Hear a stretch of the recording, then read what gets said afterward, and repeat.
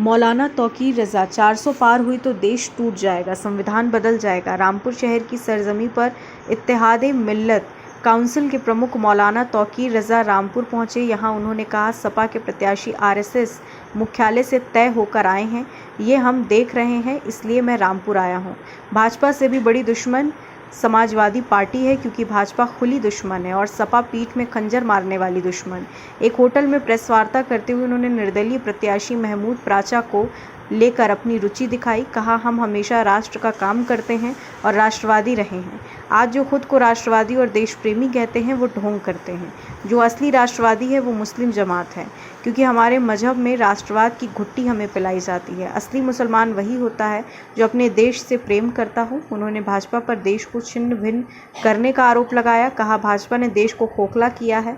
हिंदू मुस्लिमों को साथ मिलाकर देश को तरक्की की राह पर ले जाना चाहिए। हम लोग हमेशा राष्ट्र का काम करते रहे हैं, राष्ट्रवादी रहे हैं, और आज जो अपने आप को राष्ट्रवादी या देश प्रेमी कहते हैं वो ढोंग करते हैं। अगर कोई असल राष्ट्रवादी हिंदुस्तान में है तो वो मुस्लिम जमात है, क्योंकि हमारे मजहब में राष्ट्रवाद की घुट्टी हमें पिलाई जाती है। जो सच्चा और पक्का मुसलमान सिर्फ वो हो सकता है जो अपने देश से प्रेम करता हो। हुब्बुल वतनी जुज़्व ईमान है, और जिसके दिल में अपने वतन की मोहब्बत नहीं वो मुसलमान नहीं।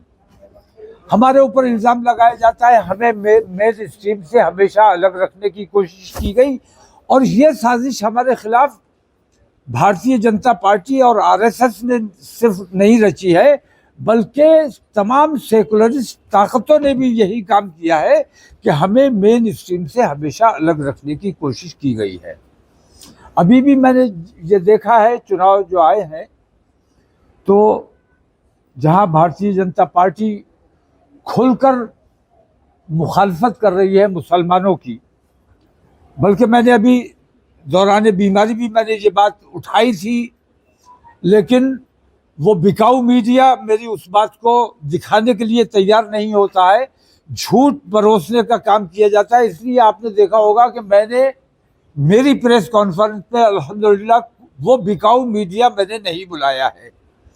आप लोगों से मुझे उम्मीद है कि मेरी बात को ज़्यादा दूर तक पहुंचाएंगे, और उससे ज़्यादा दूर तक पहुंचेगी जो टीवी के ज़रिए से पहुंचती है।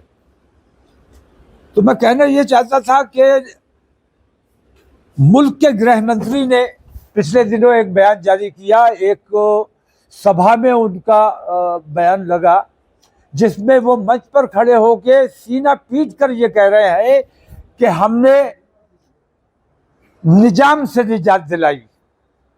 आप लोगों ने देखा होगा, निजाम से निजात दिलाने की फिर उन्होंने वजाहत की कि हमने एन से क्या बताया, नसीमुद्दीन से निजात दिलाई। अच्छा किया भाई, क्योंकि ऐसा नसीब हमें नहीं चाहिए कि शराब का भी मंत्री तो ही बनेगा और हज का मंत्री भी तो ही बनेगा।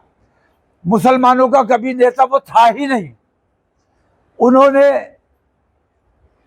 इमरान मसूद से निजात दिलाई, ऐसे उन्होंने कई उदाहरण दिए। उसमें आजम खां का भी नाम लिया गया, उसमें अतीक और अशरफ, यानी उन्होंने मंच पर खड़े होकर एतराफ जुर्म किया कि हमने ये अपराध किया कि अतीक अशरफ को खुलेआम मरवाने का काम किया, और हमने अंसारी साहब को, मुख्तार अंसारी से निजात दिलाई। इसका मतलब ये है कि मुख्तार अंसारी बीमारी से नहीं मरे, हार्ट अटैक से नहीं मरे, बल्कि उनको जहर देकर मार डाला गया। और मंच से खड़े होकर जो एतराफ़ जुर्म कर रहा है, इकबाल जुर्म कर रहा है, उसके ऊपर ना चुनाव आयोग ने कोई संज्ञान लिया, ना ही सुप्रीम कोर्ट ने कोई संज्ञान लिया। ये बहुत दुर्भाग्यपूर्ण है, और इसके खिलाफ हिंदुस्तान की आवाम को, खास तौर से हिंदू समाज को इस तरफ तवज्जो देनी चाहिए। हिंदू समाज के लिए मैं इतना कहना चाहता हूं कि आपको उलझाया जाता है। हम मुसलमानों की और गैर मुस्लिमों की राजनीति नहीं करते, हम अपने राष्ट्र की राजनीति करते हैं। हमारा देश ऐसे बेईमानों और ऐसे गैर जिम्मेदारों के चुंगल में फंस गया है। इस चुंगल से हमें अपने देश को आजाद कराना है। तो ये लड़ाई आजादी की लड़ाई है। ये लड़ाई चुनाव की लड़ाई नहीं है, सत्ता की लड़ाई नहीं है, बल्कि आजादी की लड़ाई मैं इसे मानता हूं। और इसीलिए अगरचे मुझे डॉक्टर ने बताया है बाईपास, लेकिन मैं वो तमाम चीजें, तमाम इलाज छोड़कर मैं आप लोगों के दरमियान आया हूं कि वक्त की जरूरत है। इस वक्त हमें मुत्तहिद होकर, मुत्तफिक होकर अपने देश को धृत राष्ट्र से बचाना है, दुर्योधन और दुशासनों से बचाना है। और धृत राष्ट्र का अगर तीसरी बार शासन आ गया तो मुल्क को, हमने 2 बार तो हत्तल इम्कान कोशिश की है कि देश में महाभारत ना हो, क्योंकि हमारा देश है। हम अपने देश में बदअमनी और अफरा तफरी का माहौल नहीं चाहते, लेकिन ये अपने दुर्योधनों और दुशासनों के जरिए ये धृतराष्ट्र इस देश में महाभारत कराने का काम करेगा ही।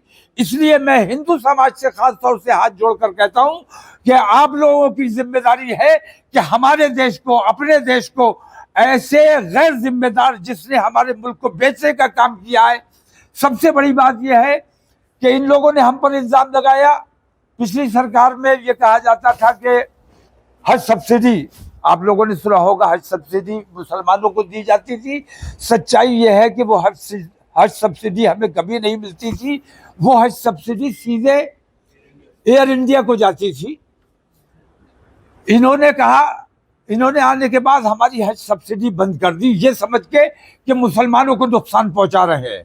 लेकिन पूरी दुनिया ये देख रही है कि आज बांग्लादेश की अपनी एयरलाइन है, नेपाल की अपनी एयरलाइन है, छोटे छोटे देशों की अपनी एयरलाइन है, लेकिन दुनिया का इतना बड़ा देश भारत, हमारे भारत की अपनी कोई एयरलाइन नहीं है। इससे ज्यादा दुर्भाग्यपूर्ण कुछ नहीं हो सकता। तो हमारे देश को बदनाम करने का, देश को बेचने का, देश को खोखला करने का काम और देश को छिन्न भिन्न करने का काम अगर कोई कर रहा है तो वो नरेंद्र मोदी और उसके गुंडे कर रहे हैं। इन लोगों के पर लगाम लगाने के लिए, इन लोगों से अपने देश को निजात दिलाने के लिए ये जरूरी है कि हमें एक बेहतर सरकार अपने देश की बनानी चाहिए। और सरकार बनाने के लिए ये जरूरी है, बड़ी बड़ी जमातें हैं वो अपना काम कर। खबर भारतवर्ष के लिए रामपुर यूपी से आसिम अजीज की रिपोर्ट। अपने शहर, अपने प्रदेश की ताज़ा खबरों के लिए लाइक करें, शेयर करें, सब्सक्राइब करें और हाँ, बेल आइकन दबाना ना भूलें, क्योंकि खबर हमारी, फैसला जनतंत्र का।